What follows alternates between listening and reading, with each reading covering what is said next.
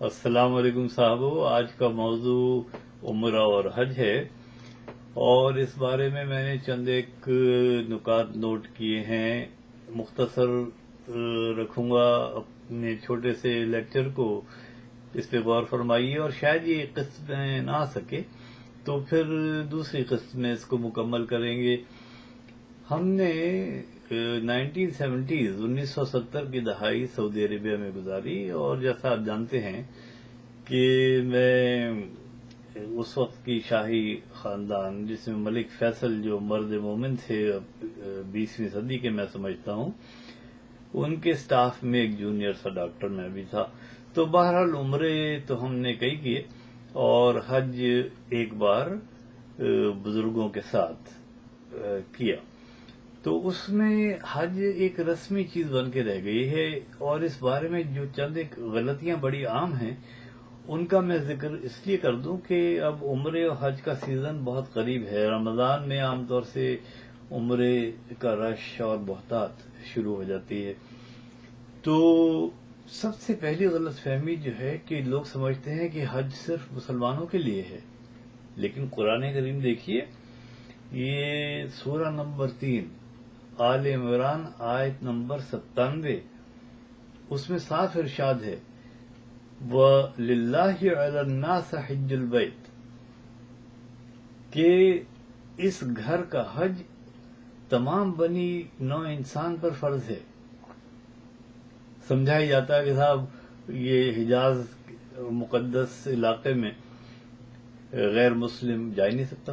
وہ تو ایک دور تھا جب مشرکین جو تھے وہ بار بار امن کے معاہدے توڑ کے حملہ کرتے تھے مسلمانوں پر، اور صرف مشرکین کے لیے اس وقت ممانعت تھی، اور وہ بھی کس چیز کے لیے؟ وہاں لوگ سمجھتے ہیں وہاں جانے کے لیے نہیں، اس کے انتظام کے لیے۔ آپ کی خدمت میں عرض کرتا ہوں کہ ابی لہب کعبے کے متولی تھے ایک زمانے میں، تو جب اسلام کا بول بالا ہوا تو ظاہر ہے کہ مسجد الحرام اور دیگر مساجد کو وہی لوگ ایڈمنسٹر یا ان کی تنظیم کر سکتے ہیں جو اسلام کی آئیڈیالوجی پر یقین رکھتے ہوں۔ دوسری غلط فہمی یہ ہے کہ صرف یہ ایک بار زندگی میں ہو سکتا ہے، ایسی بات نہیں ہے۔ اصل میں حج کا مقصد یہ ہے کہ بین الاقوامی جو لیڈرشپ ہے وہ وہاں جمع ہو اور دنیا بھر کے مسائل کو حل کرنے کی کوشش کریں، اس سیارے کو ایک بہتر سیارہ ارضی بلکہ بہشت ارضی بنانے کی کوشش کریں۔ جب علامہ اقبال نے یہ فرمایا، یہ شعر اس وقت لیگ آف نیشنز تھی، دوسری جنگ عظیم سے پہلے کی بات ہے، تو انہوں نے پہلے ہی پیش گوئی کر دی تھی، ممکن ہے یہ داشتہ پیر کے افرنگ، ابلیس کے تعویذ سے کچھ روز سنبھل جائے۔ ہو سکتا ہے یہ جو گرل فرینڈ ہے فرنگیوں کی، یعنی لیگ آف نیشنز، یہ ابلیس کے تعویذ سے کچھ عرصہ چل جائے، ورنہ نظر نہیں آتا کچھ ایسا معاملہ۔ اور وہی ہوا کہ لیگ آف نیشنز ختم ہوئی، اور دوسری جنگ عظیم کے بعد اقوام متحدہ یونائٹڈ نیشنز بن گئی۔ اس کے بارے میں بھی علامہ اقبال پہلے ہی کہہ گئے تھے، مکے نے دیا خاک جنیوا کو یہ پیغام، جمعیت اقوام کی جمعیت آدم۔ مکے کا پیغام جنیوا کو اور تمام دنیا کو یہ ہے کہ تم قوموں کی یونٹی چاہتے ہو یا تمام انسانیت کی یونٹی اور اتحاد چاہتے ہو۔ تو دیکھ لیجئے، ایک بار پھر غور فرمائیے سورہ نمبر 3 آیت نمبر 97 پر۔ دوسری چیز یہ کہ جب ہم حج پر گئے، اس سے پہلے عمرے پر بہت دفعہ جا چکے تھے، تو میں حیران ہو گیا کہ مسجد حرام کے باہر ایک شاپنگ سینٹر لگا ہوا ہے، اور بڑے اونچے میوزک اور آواز میں گانے چل رہے ہیں، اور نور جہاں کا گانا مجھے اب تک یاد ہے جو بہت بلند آواز میں چل رہا تھا، پنجابی کا، میری چیچی دا چھلا ماہی لا لیا، گھر جا کے شکایت لاواں گی۔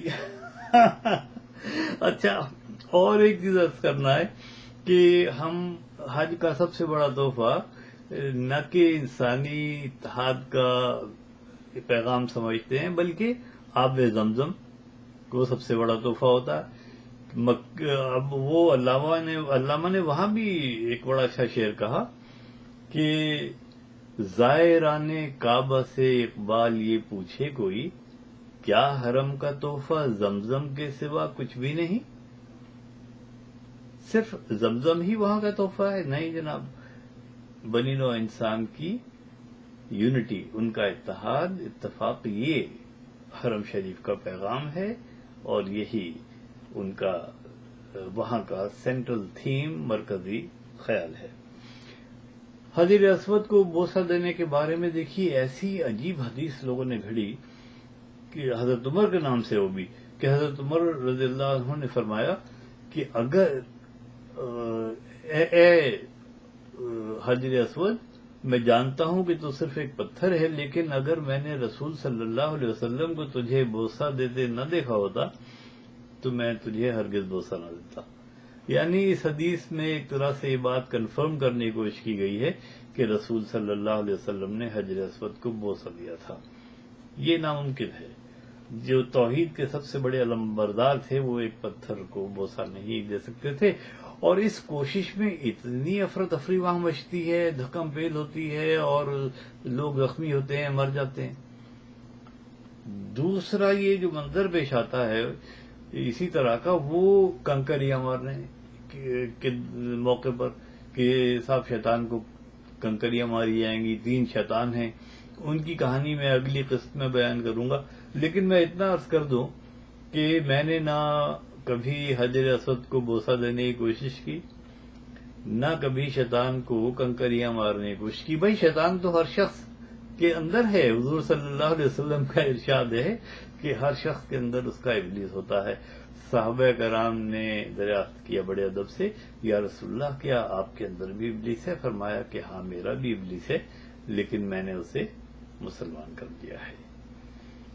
اچھا جی، اس کے علاوہ میں نے یہ ظلم دیکھا کہ قربانی بکروں کی، بھیڑوں کی ہو رہی ہے، اور اتنے زیادہ جانور ہیں کہ ان کو ڈسپوز آف نہیں کیا جا سکتا، تقسیم نہیں کیا جا سکتا۔ اس زمانے میں انسینریٹرز ہوتے تھے جہاں ان جانوروں کو ذبح کرتے ہی آگ میں جلا دیا کرتے تھے۔ تو یہ کنکریاں مارنے کا جو رواج ہے، اس کا جو بیک گراؤنڈ ہے، یہ میں اگلی قسط میں انشاءاللہ پیش کروں گا۔ فی الحال بس یہ چیزیں آپ یاد رکھ لیجئے کہ جو قربانیاں ہم کرتے ہیں جگہ جگہ گلیوں میں اور مختلف شہروں میں، یہ سب غلط ہے۔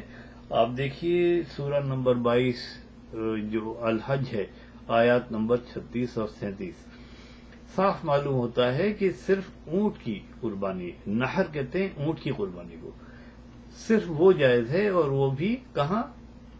صرف مکۃ المکرمہ میں حج کے موقع پر۔ اور اللہ نے صاف فرما دیا یہ جو جانوروں کی خونی قربانی ہے، یہ تو پیگن ریچول ہے، بت پرستوں کا ایک ریچول یا رسم ہے۔ اللہ نے فرما دیا ہے لن ینال اللہ لحومها ولا دماؤها، اللہ تک ان جانوروں کا نہ تو گوشت پہنچتا ہے، نہ خون پہنچتا ہے، اس کے پاس پہنچتا ہے تو تمہارا تقویٰ، تمہاری فرما برداری پہنچتی ہے۔ توجہ فرمائی کا بہت شکریہ۔ یوٹیوب کے 10 منٹ پورے ہونے والے ہیں، انشاءاللہ آئندہ قسط میں ملاقات